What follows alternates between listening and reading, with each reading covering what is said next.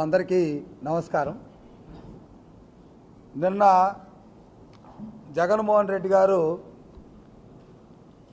ఒక సానుభూతి, ఓదార్పు, పరామర్శ ఈ పదాలు ఉపయోగించి ఒక జాతరను తలపించే విధంగా కేకలు కేరింతలతో మరి అదొక రాజకీయ కోణంతో, రాజకీయ దురుద్దేశంతో తన పబ్బం గడుపుకోవడానికి జరిపినటువంటి ఒక యాత్ర కాదది, జాతరలాగా కనపడింది. ఎక్కడైనా నిజంగా రాంబాబు గారి కుటుంబాన్ని ఓదార్చాలనుకుంటే ఓదార్చే విధానాలు వేరు. ఓదార్చడానికి ఒక పద్ధతి ఉంటుంది. ఆ పద్ధతి ఈయన ఎప్పుడూ పాటించలే. తర్వాత ఓదార్చాలన్నా ఓదార్చబడాల్సినటువంటి వ్యక్తికి కొన్ని గుణాలు ఉండాలి. సమాజం కోసము బలైనటువంటి వాళ్ళు, లేదా యాక్సిడెంట్గా దైవం తక్కువ చేస్తే అకాలంగా ఇబ్బంది పడినటువంటి వాళ్ళు, అటువంటి వాళ్ళని ఎవరైనా సాటి మనిషిగా ఓదార్చడం అనేటువంటిది సర్వసాధారణం. కానీ ఇక్కడ ఇప్పటికి రెండోసారి జగన్మోహన్ రెడ్డి గారు ఓదార్పు యాత్రకు గుంటూరు జిల్లాకు వచ్చారు. మొదటిసారి ఎవరి కోసం వచ్చారు? ఒక జూదగాడి కోసం. ఆయనకేదో జరిగిందని చెప్పి జాతరను తలపించే విధంగా వచ్చి ఒక ఎస్సీ మరణానికి కారణమయ్యాడు. మరి ఆ జాతరలో మరణం పొందినటువంటి ఆ సింగయ్య కుటుంబాన్ని ఏమైనా పరామర్శించాడా? లేదు.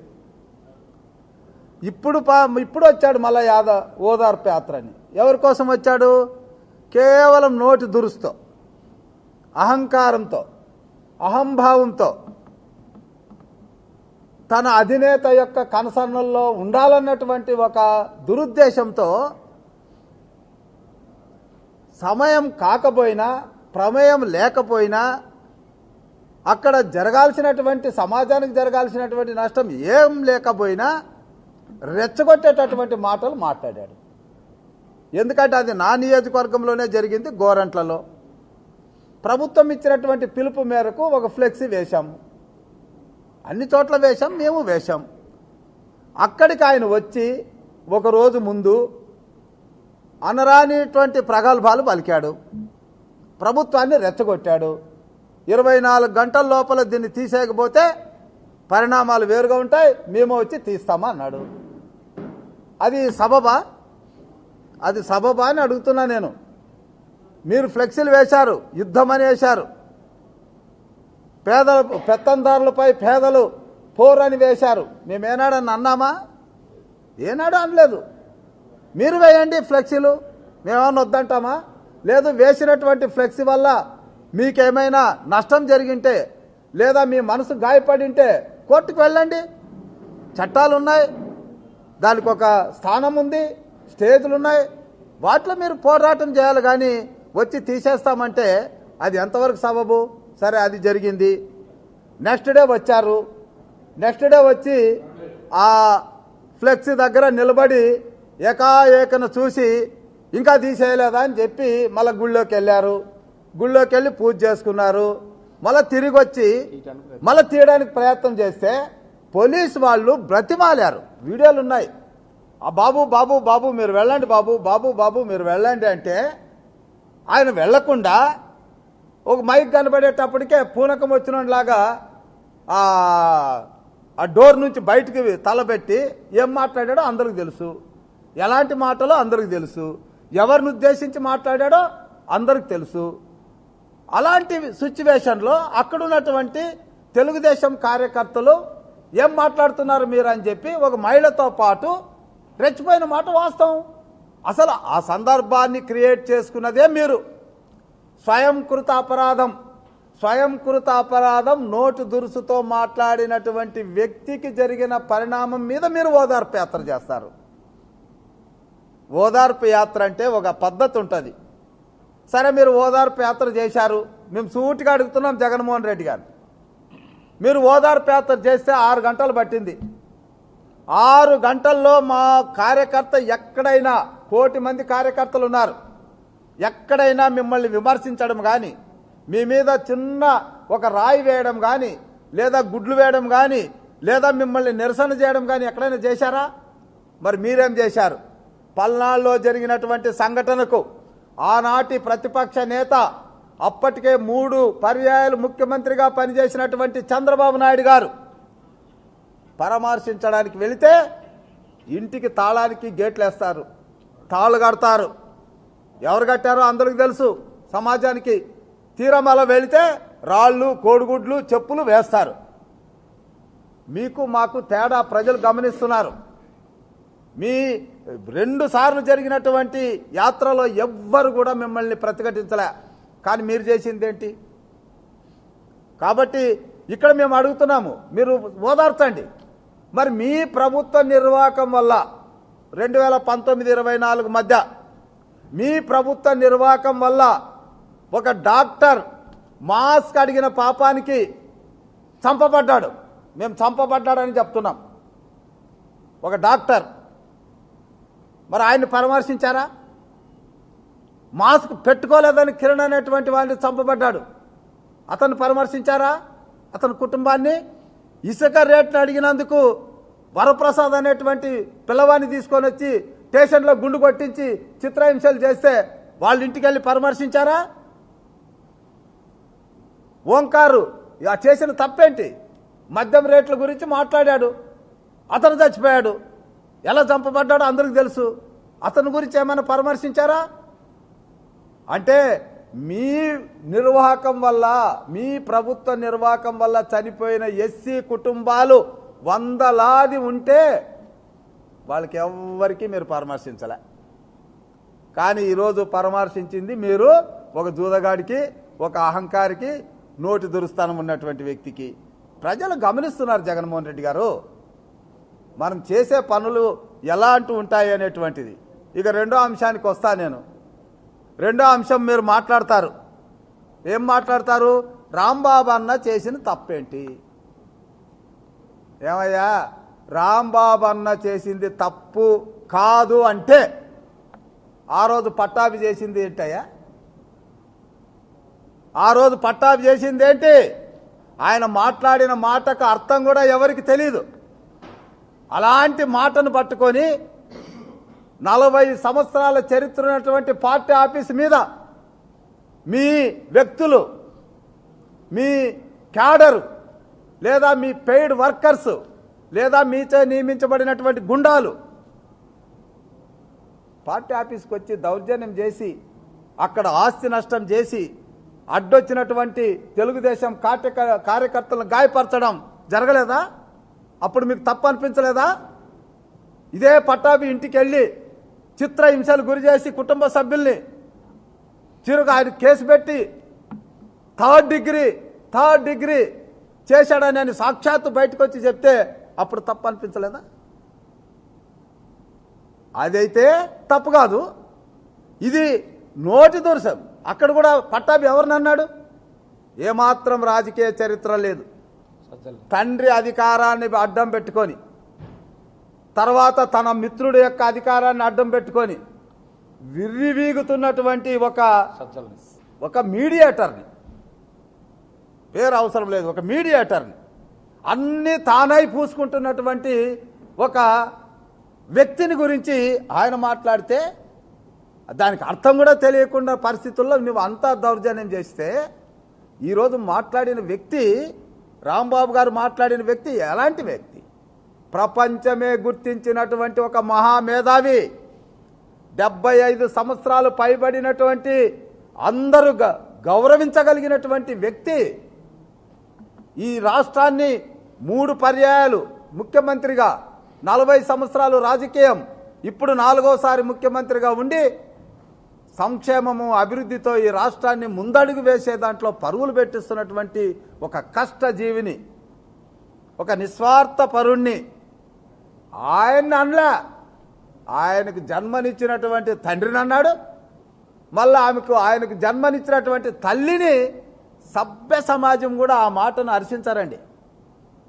పోనీ ఒకటే మాట అడుగుతున్నాము, అదే మాట మీకు వర్తిస్తే మీరు ఊరుకుంటారా? ఏ కార్యకర్త ఊరుకుంటాడండి? ఇక్కడ మా ఫ్లెక్సీ దగ్గర మీరు చేసిన నిర్వాహకం వల్ల మా పత్తిపాడు నియోజకవర్గ క్యాడరు మిమ్మల్ని దాన్ని ముట్టుకోకుండా చేసి మిమ్మల్ని అక్కడి నుంచి పంపించేటట్లు చేసింది. అది దౌర్జన్యం అనిపిస్తుందా? అదేవిధంగా మీరు మాట్లాడినటువంటి మాటలకు 1 కోటి మంది ఉన్నటువంటి కార్యకర్తలు నిగ్రహాన్ని కోల్పోయి అక్కడికి మీ ఇంటి దగ్గరికి వస్తే అక్కడ వచ్చినటువంటి ఆడపడుచుల్ని వెంట్రుకలు ఈడ్చుకొని కొడతాం, కిందేసి కొడతాం, తొక్కేసి కొడతాం అని నీ ఇష్టం వచ్చినట్లు అక్కడ మీ దగ్గర ఉన్నటువంటి వ్యక్తులు గుండాలు మాట్లాడితే వాళ్ళు రెచ్చిపోతే అది దౌర్జన్యం అవుతుందా?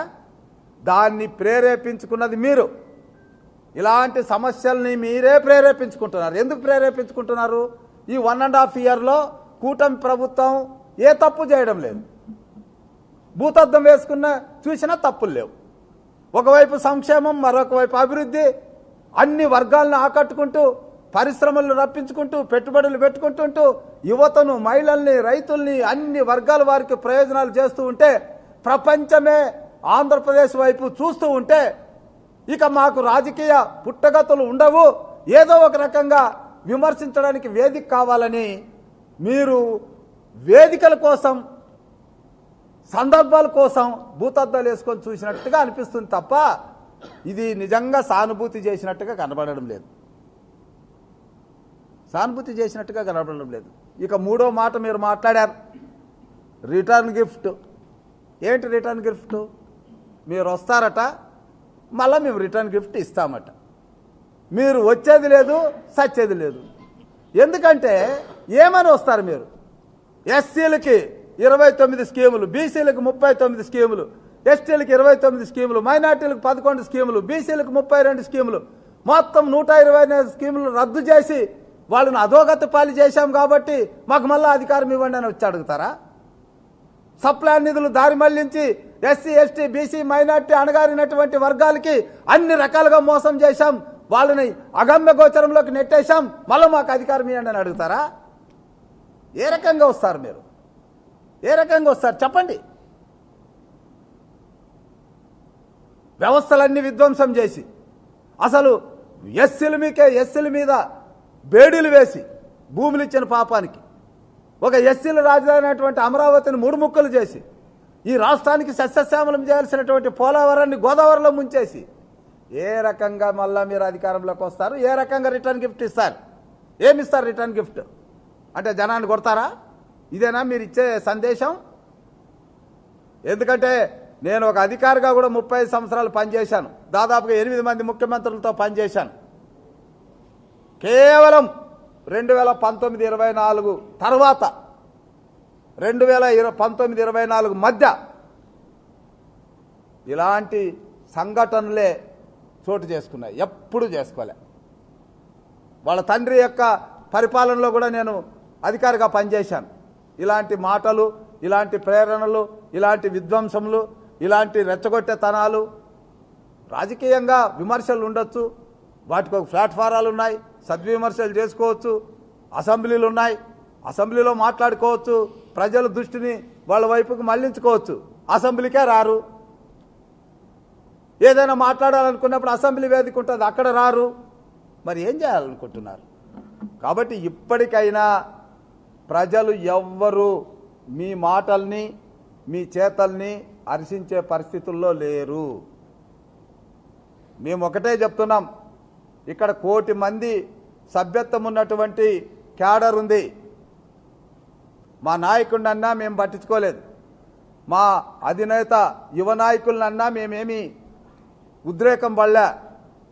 ఒకే మాట, మా తల్లి భువనేశ్వరమ్మని సాక్షాత్ అసెంబ్లీలో అన్నప్పుడు అక్కడక్కడ కొంత నిరసన వ్యక్తం చేశాం.